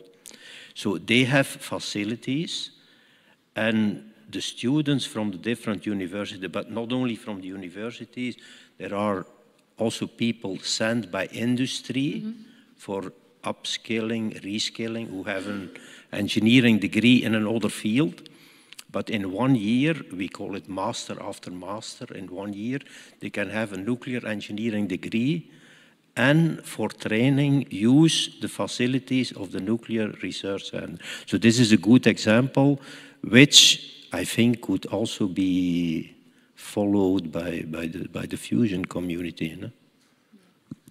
I think yeah, just to follow up, so, and I will conclude on these things, but something that it has been mentioned by you, issues with visa, how we will attract, I think we have a huge opportunity. I think now the Commission launched the Union of Skills, which is really addressing this part on the upskilling, reskilling, to have micro-credentials, because per se, an engineer, an industrial engineer will not work on this. So what it will be the extra curriculum that they will need to enter on this. So definitely micro-credentials, accreditation things, it will be of use, of interest.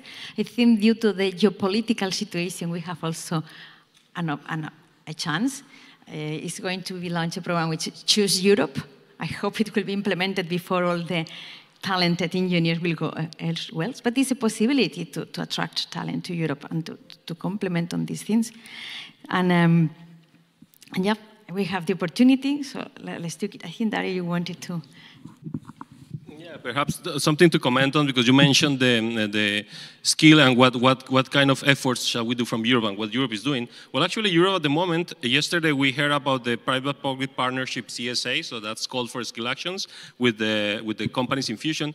There is at the moment one going in parallel, so it was the same call, a CSA call for nuclear skills. So this and different, it is not focused only on fusion as the previous PPP is, it is a fusion collaboration. And to be honest, it is mainly fission because it covers a lot of parts, and fission is already an established industry. But still, the Commission felt the need that we incorporate fusion there because the development of skills at the European level has to be coordinated. So Fusenet is part of the consortium, and there is also the Institute of Plasma Physics in Prague that is a EUROfusion beneficiary. So in a sense, EUROfusion is also involved in there, although not officially. We are officially as Fusenet there. So we are collaborating. This is a project that started now, just like the Go for Fusion that was mentioned yesterday by Carlos Hidalgo. So at the moment, this project is starting, but what we want to do is actually to focus on this and to create a strategy for Europe in the terms of nuclear skills, the needs, micro-credentials, or any initiative like this, so it is encompassed. And we are all, of course, open to receive input from the people involved, so from the industry, from academia, again, everybody. So perhaps it's a little bit of promotion on that one, but it's good that you know that there is already an initiative in place that actually needs input from the people who are thinking about skills and who are focusing on skills and bringing projects in fusion. So yeah, just if you're interested to know more, you can connect us and we can work on that. Thank you very much. I am looking at the time, and my colleague already alerted me.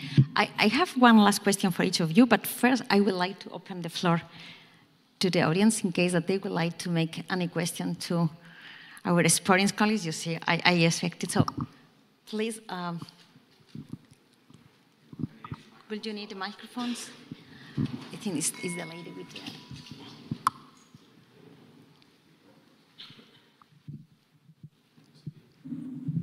Good morning, everyone. I'm Laura, and I'm exactly the person you're talking about. I'm super young. I graduated in 2023, and I graduated in Politecnico di Milano, one of the best universities that Italy has. And it's true.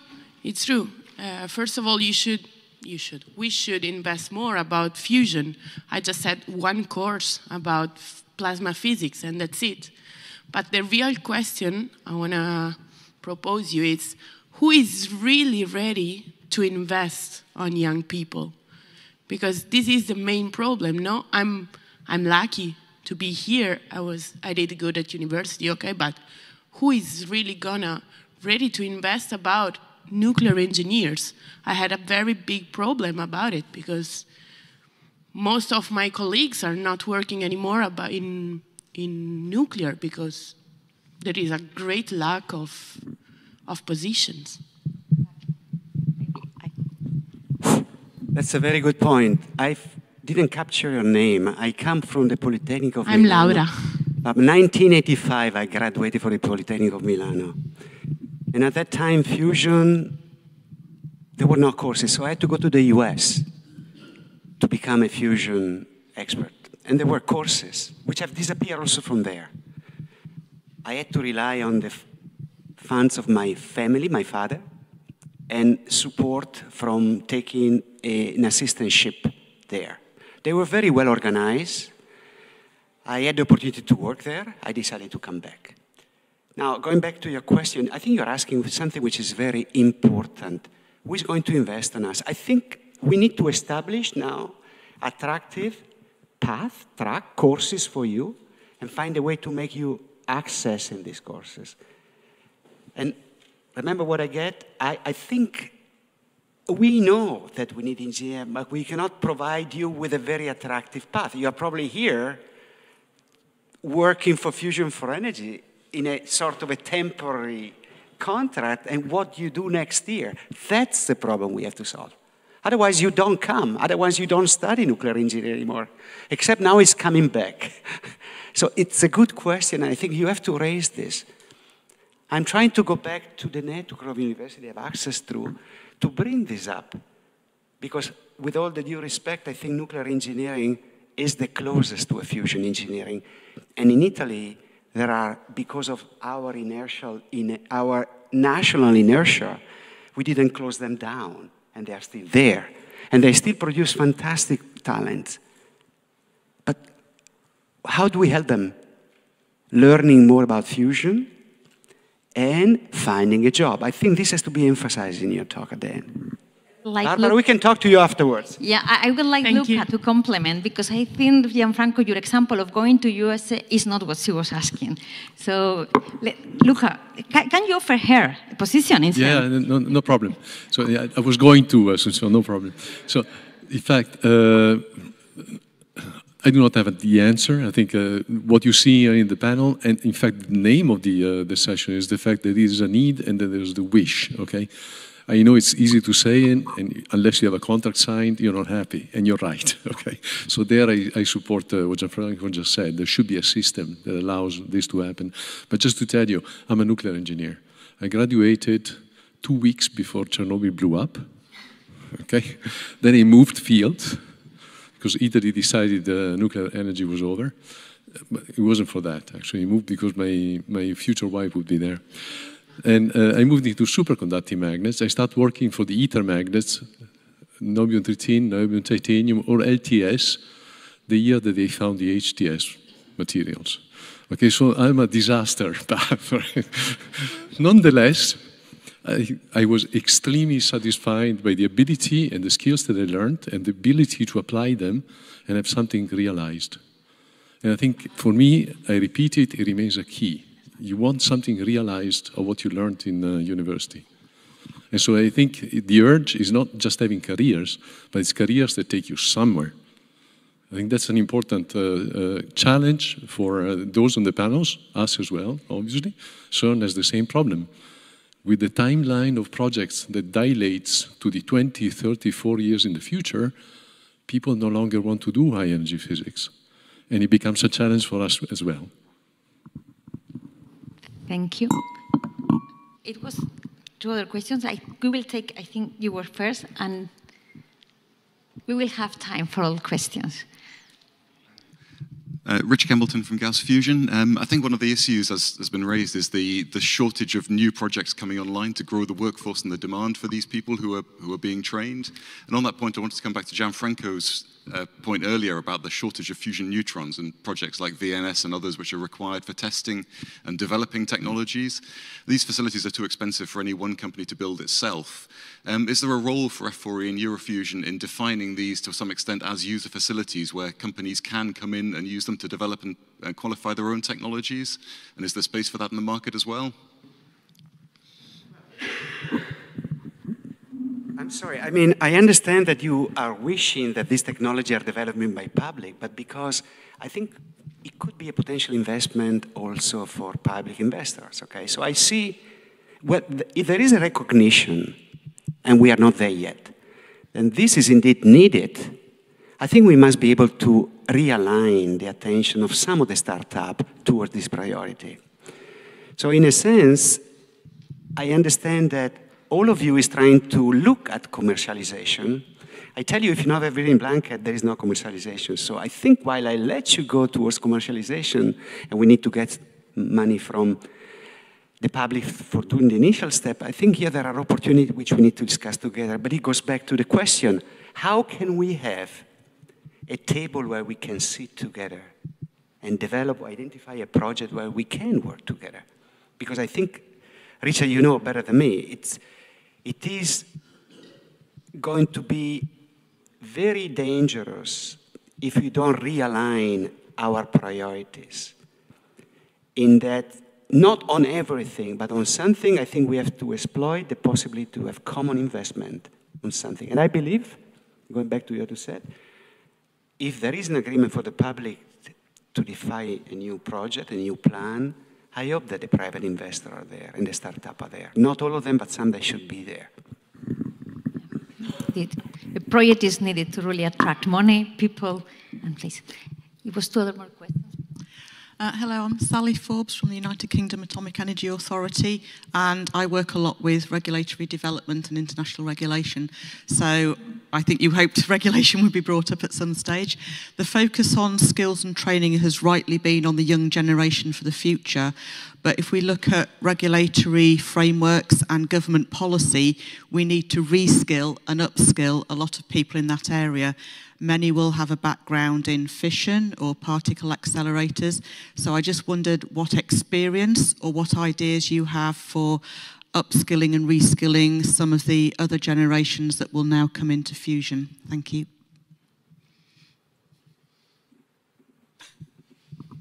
Sehila? I have an idea. This is something that it is needed everywhere. I mean, starting from US, UK, and now in Europe. The first thing that, and I was tempted to include it in the gaps, but I thought maybe it's not exactly the session, is, and it was mentioned yesterday a number of times, a regulatory framework in Europe. And honestly, and this is my personal view, we need to avoid fragmentation. Regulation is something in sovereignty of each country of Europe, but the European Commission needs to make an effort to try to find sort of harmonization guidelines that all countries, all member states in Europe are compatible. And this is a hard job. Said that, I think this recycle of professionals coming from nuclear, from aerospace, from other areas into fusion is needed. There is a lot of knowledge in safety and regulation in these areas, but it's not one-to-one to fusion, and this needs to be recognized. And the only way that I can think about is to have sort of master courses, whatever academies to enable this recycle. It's a really important point because it's needed. And new startups will need, public new projects will need this knowledge in safety and regulation. Just a quick promotion of our training course that we are doing in CATF, and we, at the end of at the end of June, this is the idea, to show regulation and safety to people, and the idea is to have sort of equivalent 3 days in Europe at some point at the end of the year. But Yeah, so maybe I mentioned earlier that we don't, as Fusenet, we don't do much about upscaling and reskilling at the moment, but we are involved in an initiative that is actually also starting from the EUROfusion side, from the education and training, and that it's a special type of training, for example, starting with operators training and specific short trainings where actually you get all the expertise from and the needs for specific sectors within the fusion, because you can, of course, you cannot start with everything. You should start very, very basic and concentrating on specific needs, urgent needs. So I think upscaling and rescaling comes through, like you mentioned, this special, could be a master course, but I think in specific fields of fusion, very technical ones, where what you need is technical training already offered by the people who are working on the field, and sometimes integrating people who were working on the field, because there is also initiatives for knowledge management and knowledge transfer, because also that's really important in fusion. Seeing the timelines that we are working on, it's important to have all this knowledge transfer to the new people, to the people that we bring from the other sectors as well, and to have it already kind of in a, let's call it storage, or have it available from the previous generation who are already working in fusion. So I think, yeah, that's an effort that we should be undertaking, yeah. Useful, and we have to. Yes. Is one question from the audience, and then we will pass to the Slido, that I know that there are several questions there. Yes, hello. I work in an institution, in a think tank that is only specializing in artificial intelligence. And we've been looking at the nuclear industry, nuclear, both fission and fusion, for about a little less than a year now. And I was very excited by Sehila's at least mentioning of AI, because I've been going to a lot of fusion events, fission also, nuclear in general, and my personal impression is that this is one of the scientific/engineering fields in which AI is less used, penetrated, and understood. I mean, and I would like to have your opinion, the whole panel about it, because I was surprised, we were surprised by seeing how little, be it in fusion research, be it using AI tools for licensing in fission, how little AI is not only used, but even understood. I heard professors saying, now we've been using AI for the last 20 years. Now we do the calculations with computers instead of doing it by hands. I'm talking about nuclear professors. Now, someone who says something like this has no understanding of the thing that artificial intelligence is innovation by definition. I mean, what is available today as methodology was not existing a year ago, not 20 years ago. So I would like to understand what is in your different roles and positions, what is your take on what AI is, and how, if needed and if you believe it necessary, it can be brought into the industry? Because I heard words like acceleration, innovation, Silicon Valley style investments. You can sum up that under the word artificial intelligence. And by the way, you want to attract new talents. You want to have teaching methods with them that can attract them and get them enthusiastic without promising them something that will happen in 50 years.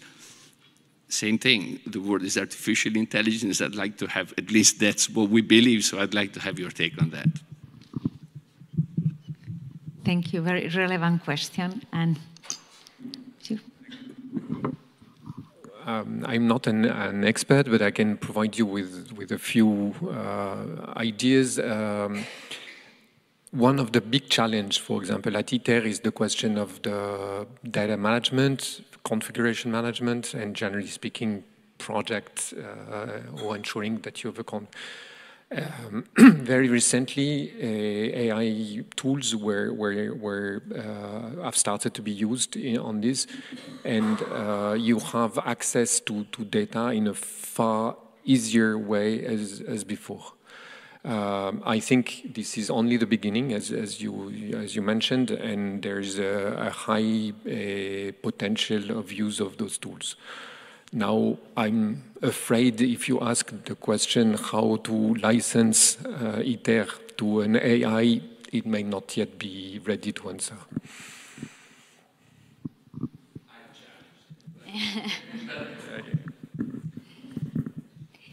Maybe we can pass to Unfortunately, we cannot take all the questions in the room and online. Thank you for those who have participated on Slido. You can see everything that's been put in there through the code. I'd like to ask a question based on a keyword I've seen in a few of the questions, which is diversity. There's a question on how can Fusion empower the diversity of profiles that there are from contract management, project experts, cost experts, and also diversity can be linked to the gender balance that maybe is not there in Fusion and in engineering. How do the speakers think we can tackle these gaps? If I may, I'm the chair of the Women in Fusion group, which is something good but far to be enough or far to be able to do all things that are needed to be done in terms of diversity, and I'm talking about gender balance. In Fusion, the situation is not great. We are worse than Fission, depending on the country, so that means 20% or below.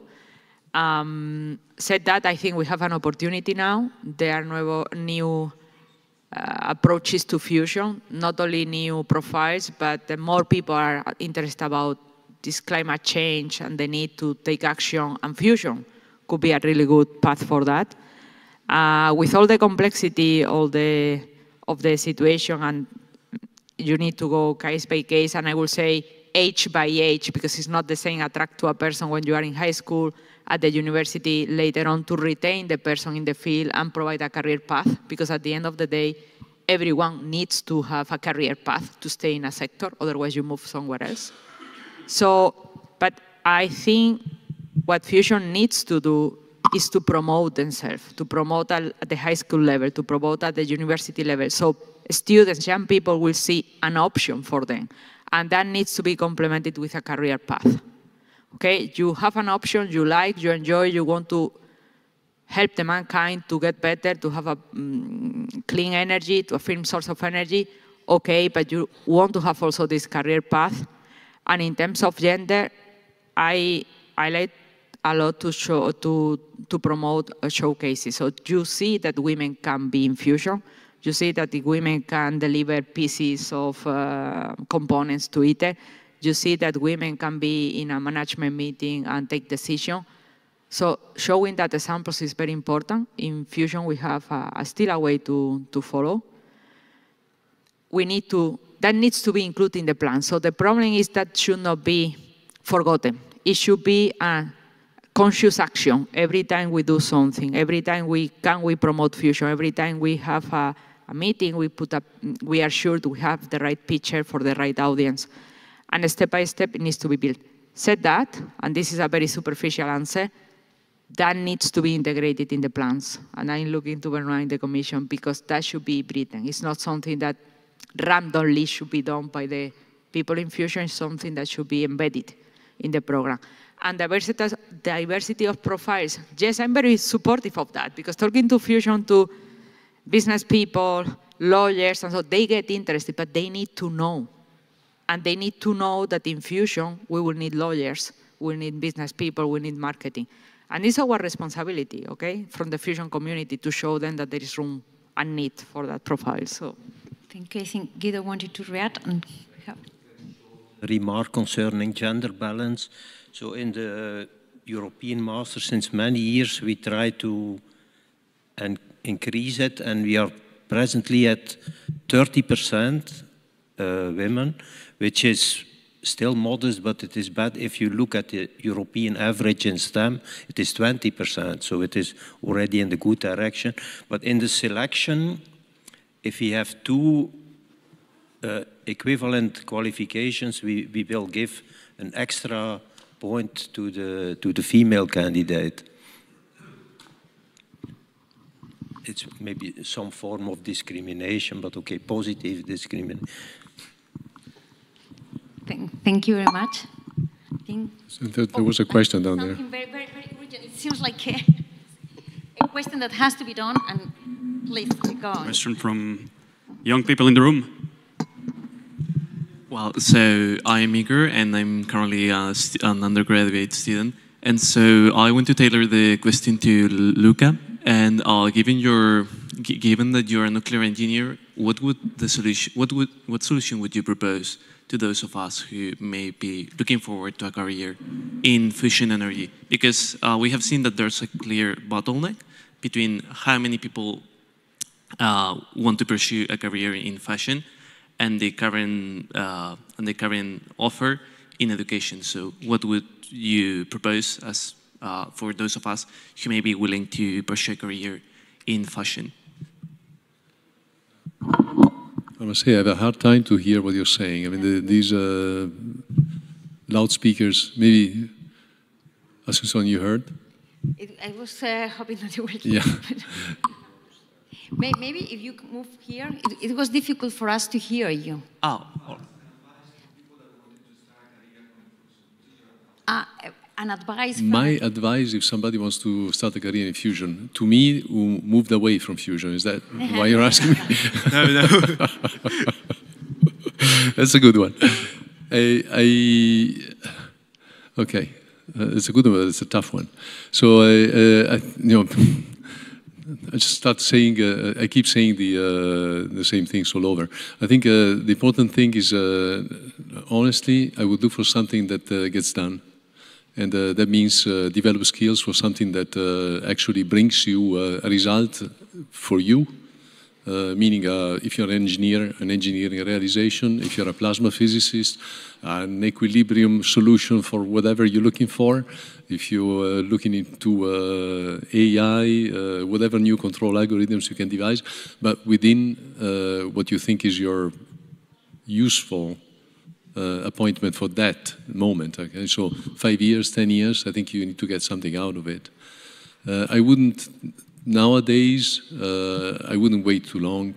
You know, things are moving fast, and I think it's a good opportunity to also be able to profit, you know, an investment that comes back to you so that you can use it directly. That's what I would do today. Thank you. Thank you. Maybe I can complement on this. I will say go for it, because it's an area in which you can decide it where you want it. You can be in the design, you can be a researcher, but you can be in the implementing phase. You can move to the industry. You can be in emergency. So it's open the whole entire life. So it's something that you decided, and it's the long pathway to move in. So obviously, it's something that is not, I'm going to be the next 35 years of my career doing the same thing. You can do it, if it's, because we see the colleagues that they have been in the field for many years and becoming experts and gurus in the area, but it also gives you the opportunity to be moving. And something which is also very nice is to see that your own research is being implemented. So for me, it's something that is great, things that you spend the 10 years that he was saying, 5, 10, and immediately you will be in a company. So I think... I realize I didn't give you the answer. Do something that you feel passionate about. Yes. Okay? So with this, I wanted to... We have to close. I think coffee is waiting for us. I really thank you, the panelists. Thank you for being here, for sharing your expertise, your insights. I know that there are many questions still on, so probably you will be contacted now during the coffee break. Thank you for the organizers. I think it has been very nice to take these points, especially on the skills, that many times is the elephant in the room, but without workforce we will have nothing. So thank you, and it was very nice to see so many young, I'm sure, interested people and talented to join the thing. So thank you to everyone.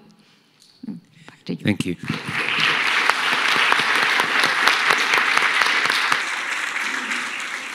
I just wanted to thank Asunción for the good chair, the good moderating.